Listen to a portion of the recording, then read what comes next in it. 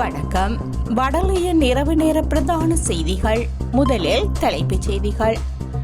ஜனாதிபதி அனுரகுமார திசாநாயக்க சீன மக்கள் குடியரசிற்கு எதிர்வரும் 14ஆம் திகதி பயணமாக உள்ளார். வடக்கு மாணவர்கள் சில துறைகளை உயர்கல்விக்காக தேர்ந்தெடுக்காமையினால் இங்குள்ள வெற்றிடங்களுக்கு வேறு மாகாணங்களை சேர்ந்தவர்களை நியமிக்க வேண்டிய நிலைமை, ஆளுநர் கவலை. கனிமொழியை சந்தித்துள்ள தமிழரசு கட்சியின் உறுப்பினர்கள். சிறையில் வாடும் தமிழ் அரசியல் கைதிகளை விடுவிக்க நடவடிக்கை, அரசாங்கத்திடம் ஸ்ரீநேசன் எம்பி கோரிக்கை. தொடர்பான விரிவான செய்திகள். சீன ஜனாதிபதி ஷி ஜின்பிங்கின் அழைப்பின் பேரில் ஜனாதிபதி அனுரகுமார திசாநாயக்க சீன மக்கள் குடியரசிற்கு எதிர்வரும் 14ஆம் திகதி முதல் 17ஆம் திகதி வரையிலான உத்தியோகபூர்வ விஜயம் ஒன்றை மேற்கொள்ளவுள்ளதாக வெளிநாட்டு அலுவல்கள், வெளிநாட்டு வேலைவாய்ப்பு மற்றும் சுற்றுலாத்துறை அமைச்சு தெரிவித்துள்ளது. இந்த விஜயத்தின் போது ஜனாதிபதி ஜின்பிங்குடனான பரஸ்பர ஆர்வமுள்ள பல்வேறு துறைகள் குறித்து இருதரப்பு கலந்துரையாடல்களை மேற்கொள்ள உள்ளதுடன் சீன பிரதமர் லீ சியாங் மற்றும் சீன தேசிய மக்கள் காங்கிரசின் தற்போதைய நிலைக்குழுவின் தலைவர் ஜாவோ லெர்ஜி ஆகியோரையும் சந்திக்க உள்ளார். ஜனாதிபதியின் சீன விஜயம் இரு நாடுகளுக்கும் இடையிலான நீண்டகால உறவுகளை மேலும் வலுப்படுத்தும் எனவும் தெரிவிக்கப்பட்டுள்ளது. வடக்கு மாகாணத்தை சேர்ந்த மாணவர்கள் சில துறைகளை உயர்கல்விக்காக தேர்ந்தெடுக்காமையினால் இங்குள்ள வெற்றிடங்களுக்கு வேறு மாகாணங்களை சேர்ந்தவர்களை நியமிக்க வேண்டிய நிலைமை காணப்படுகின்றது என வடக்கு மாகாண ஆளுநர் வேதநாயகன் சுட்டிக்காட்டியுள்ளார். யாழ் கல்வி கண்காட்சி 2025 திறப்பு விழா இன்று சனிக்கிழமை காலை வெலம்புரி ஹோட்டலில் நடைபெற்றது. இந்த நிகழ்வில் பிரதம விருந்தினராக கலந்து கொண்ட வடக்கு மாகாண ஆளுநர், சிறப்பு விருந்தினராக கலந்து கொண்ட வடக்கு மாகாண பிரதம செயலாளர் இளங்கோவன் மற்றும் கௌரவ விருந்தினராக கலந்து கொண்ட கௌரவ நாடாளுமன்ற உறுப்பினர் இளங்குமரன் ஆகியோர் கண்காட்சியை ஆரம்பித்து வைத்தனர். இங்கு உரையாற்றிய ஆளுநர், முன்னைய காலத்தில் இலங்கையின் அரச பல்கலைக்கழகங்களுக்கு தெரிவாகும் குறிப்பிட்ட தொகையானவர்களுக்கு மாத்திரமே உயர்கல்விக்கான வாய்ப்பு இருந்ததாகவும் இன்று அந்த நிலைமை மாறியுள்ளதாகவும் குறிப்பிட்டார். தற்போது அரச பல்கலைக்கழக வாய்ப்பு கிடைக்காத மாணவர்களுக்கும் உயர்கல்வியை கற்பதற்கான வாய்ப்பு பரந்தளவில் கிடைப்பதாகவும் தெரிவித்த ஆளுநர் அதனை சரிவர பயன்படுத்த வேண்டும் எனவும் சுட்டிக்காட்டினார். அத்துடன் எமது முயற்சி மற்றும் தேடலில் தான் உயர்கல்வி தெரிவு இருக்கின்றது என்பதை சுட்டிக்காட்டிய ஆளுநர், பொருத்தமான துறைகளை தெரிவு செய்வதன் ஊடாக வேலைவாய்ப்பினை உறுதிப்படுத்திக் கொள்ளலாம் என தெரிவித்துள்ளார். வடக்கு மாகாணத்தின் முக்கிய சொத்து கல்வி என்பதை குறிப்பிட்ட ஆளுநர், இவ்வாறான கல்வி கண்காட்சிகள் எமது மாகாண மாணவர்களின் எதிர்காலத்திற்கு சிறப்பானவை என்றும் இவை தொடர வேண்டும் எனவும் வலியுறுத்தியுள்ளார். தமிழரசு கட்சியின் பாராளுமன்ற உறுப்பினரான இரா சாணக்கியன் மற்றும் முன்னாள் பாராளுமன்ற உறுப்பினரும் ஜனாதிபதி சட்டத்தரணியுமான எம். ஏ. சுமந்திரன் ஆகியோர் இந்திய பாராளுமன்றத்தின் திராவிட முன்னேற்றக் கழக சார்பான தலைவர் கனிமொழியை சந்தித்துள்ளனர். இந்தியா தமிழ்நாட்டு அரசின் அழைப்பின் பேரில் இந்த சந்திப்பு சென்னையில் இடம்பெற்றுள்ளது. இதன்போது ஈழத்தமிழ் மக்கள் எதிர்நோக்கியுள்ள பிரச்சினைகள் சம்பந்தமாகவும் மத்திய அரசில் தமிழ்நாட்டின் குரலை எமக்காக தொடர்ந்து எழுப்புவது சம்பந்தமாகவும் கலந்துரையாடப்பட்டுள்ளது. கடந்த ஆட்சி காலத்தில் படுகொலையாளர்கள் கூட பொது மன்னிப்பின் கீழ் அடிப்படையில் விடுதலை செய்யப்பட்டிருந்த நிலையில் தமிழ் மக்களின் விடுதலைக்காக போராடியவர்களை ஏன் விடுதலை செய்யக்கூடாது என மட்டக்களப்பு மாவட்ட பாராளுமன்ற உறுப்பினர் ஸ்ரீநேசன் கேள்வி எழுப்பியுள்ளார். தமிழ் அரசியல் கைதிகளை விடுவிக்க கோரி வடக்கு கிழக்கில் முன்னெடுக்கப்பட்டு வரும் கையெழுத்து போராட்டம் இன்றைய தினம் கிழக்கு மாகாணத்தில் ஆரம்பித்து வைக்கப்பட்டது. போராளிகள் நலன்புரி சங்கத்தின் ஏற்பாட்டில் வடக்கு கிழக்கில் முன்னெடுக்க வரும் இந்த போராட்டமானது கிழக்கில் மட்டக்களப்பில் ஆரம்பித்து வைக்கப்பட்டுள்ளது.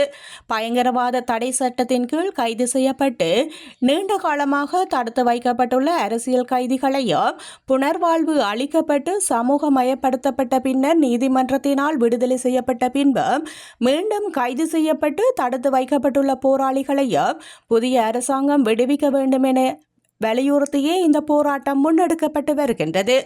இன்று காலை மட்டக்களப்பு பிரதான பஸ் நிலையத்தில் இந்த போராட்டம் போராளிகள் நலம்புரி சங்கத்தினால் நடத்தப்பட்டது.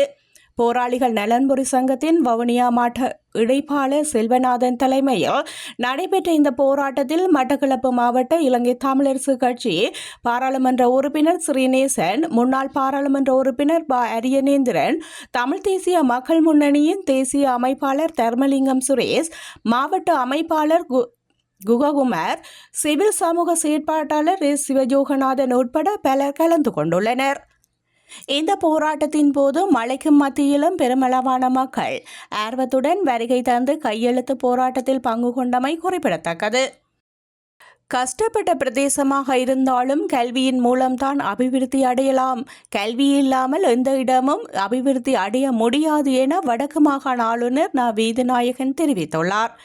இன்றைய தினம் கோப்பாய் ஆசிரியர் கலாசாலையில் ஆசிரியர்களுக்கான சான்றிதழ் வழங்கும் நிகழ்வு இடம்பெற்றது.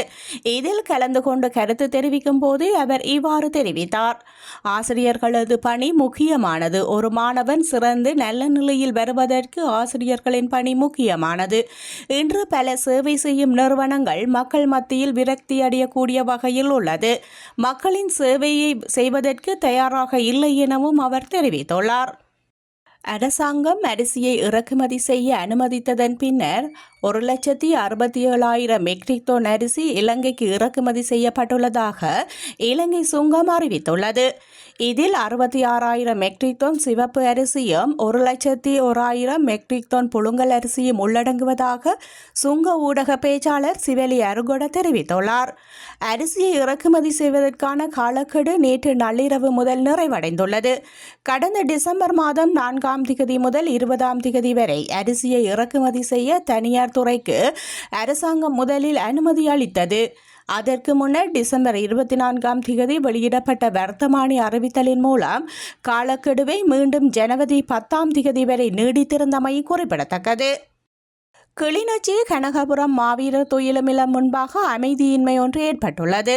குறித்த துயிலுமில்லத்தை நிர்வகிக்கும் பொறுப்பை ஏற்பதற்காக மாவீரர் போராளிகள் குடும்ப நலன் காப்பக தரப்புகள் முனைந்த போது குறித்த அமைதியின்மை ஏற்பட்டுள்ளது. நாட்டில் தொல்பொருள் மதிப்புடைய பல இடங்களை இரவு நேரங்களிலும் சுற்றுலா பயணிகளுக்காக திறந்து வைப்பது தொடர்பில் அரசாங்கம் கவனம் செலுத்தப்பட்டுள்ளது. மேலும் உலக பாரம்பரியமான சின்னமாக அறிவிக்கப்பட்டுள்ள சிகிரியாவை அதற்காக முதலில் தெரிவு செய்துள்ளதாக புத்த சாசன சமய மற்றும் கலாச்சார அலுவல்கள் பிரதி அமைச்சர் கமகேர திசாநாயக்க குறிப்பிட்டுள்ளார்.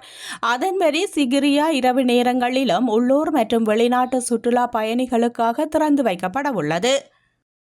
யாழ் நகரில் ஹெரோயின் போதைப் பொருளுடன் இளைஞர் ஒருவர் இன்று காலை மாவட்ட குற்றத்தடுப்பு பிரிவினரால் கைது செய்யப்பட்டுள்ளார். வண்ணார் பண்ணையை சேர்ந்த 27 வயதான இளைஞனை இவ்வாறு கைது செய்யப்பட்டுள்ளார். இதன்போது சந்தேக நபரிடமிருந்து 60 கிராம் ஹெரோயின் மீட்கப்பட்டுள்ளது. யாழில் நீண்ட காலத்தின் பின் கைப்பற்றப்பட்ட பெருந்தொகை ஹெரோயினானது இது கருதப்படுகின்றது. இந்த நிலையில் கைதான சந்தேக நபரை தடுத்து வைத்து விசாரிக்க போலீசார் நடவடிக்கை எடுத்து வருகின்றனர். கந்தளாயில் குரங்குகளின் தொல்லை நாளுக்கு நாள் அதிகரித்து வருவதனால் விவசாயிகள் கடும் அவதிக்கு உள்ளாகியுள்ளனர். குறிப்பாக வாழை, தென்னை, மா, பலா போன்ற பழங்கள் மற்றும் காய்கறிகளை குரங்குகள் அழித்து விடுவதனால் விவசாயிகள் பெரும் இழப்பை சந்தித்துள்ளனர். கந்தளாய், பேராறு, பேற்றுவெளி, அணைக்கட், மதுதசார நகர், ராஜேல, வானெல மற்றும் சுற்றுப்புற கிராமங்களில் குரங்குகளின் தொல்லை நாளுக்கு நாள் அதிகரித்து வருகின்றது. அந்த நிலையில் விவசாயிகள் தங்கள் பயிர்களை இழந்து பெரும் இழப்பை சந்தித்துள்ளனர். குரங்குகள் வீடுகளுக்குள் புகுந்து உணவுப் பொருட்களை சேதப்படுத்துவதும் மனிதர்களை தாக்குவதும் தொடர்கின்றது. இதனால் பொதுமக்கள் தங்கள் வாழ்க்கையை இழந்து தவிக்கின்றனர். வனத்துறை அதிகாரிகள் குரங்குகளை பிடித்து வேறு இடங்களுக்கு மாற்றுவதற்கான நடவடிக்கை எடுக்க வேண்டும் என மக்கள் கோரிக்கை விடுத்துள்ளனர். ஆப்கானிஸ்தானில் இன்று காலை 5 மணியளவில் நிலநடுக்கம் ஒன்று ஏற்பட்டுள்ளது. காலை 5 மணியளவில் ஏற்பட்ட இந்த நிலநடுக்கம் ரிக்டர் அளவுகோலில் 4.2 பதிவானதாக இந்திய தேசிய நில அதிர்வு ஆய்வு மையம் தெரிவித்துள்ளது. 10 கிலோமீட்டர் ஆழத்தில் ஏற்பட்ட இந்த நிலநடுக்கம் 37.33 டிகிரி வடக்கு அட்சரேகையிலும் 74.62 டிகிரி கிழக்கு நீர்ரேகையிலும் இருக்கும் என முதலில் தீர்மானிக்கப்பட்டது. இந்த நிலநடுக்கத்தினால் ஏற்பட்ட சேதம் மற்றும் பாதிப்பு குறித்து எந்தவித தகவலும் வெளியாகவில்லை. இந்தியாவில் முதலை மண்டை ஓட்டை மறைத்து கொண்டு சென்ற வெளிநாட்டு பயணி டெல்லி விமான நிலையத்தில் கைது செய்யப்பட்டுள்ளார். தாய்லாந்தில் இருந்து கடந்த திங்கட்கிழமை டெல்லி விமான நிலையம் சென்றுள்ளது. அந்த விமானத்தில் 150க்கு மேற்பட்டோர் பயணித்துள்ளனர். பயணிகள் டெல்லி விமான நிலையம் சென்ற நிலையில் அவர்களின் உடைமைகளை அதிகாரிகள் சோதனை செய்தனர்.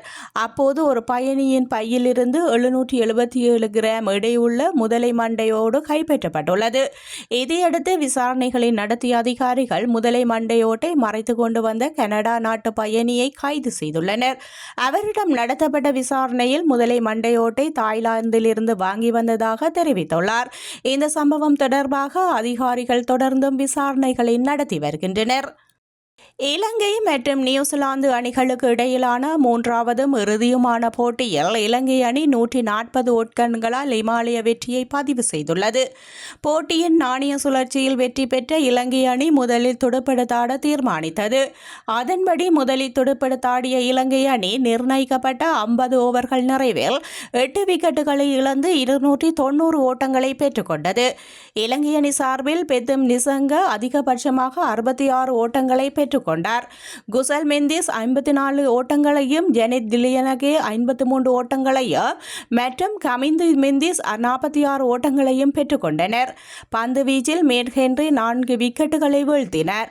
அதன்படி 291 என்ற வெற்றி இலக்கை நோக்கி பதிலுக்கு துடுப்படுத்தாடிய நியூசிலாந்து அணி 21.4 ஓவர்களில் அனைத்து விக்கெட்டுகளையும் இழந்து 150 ஓட்டங்களை மாத்திரமே பெற்றுக்கொண்டது. அவ்வணி சார்பில் மார்க் செம்பன் அதிகமாக 80 ஓட்டங்களை பெற்றுக்கொண்டார். பந்து வீச்சில் அசித பெர்னாண்டோ, மசிஸ் தீசன மற்றும் இஷான் மெலிங் ஆகியோர் தலா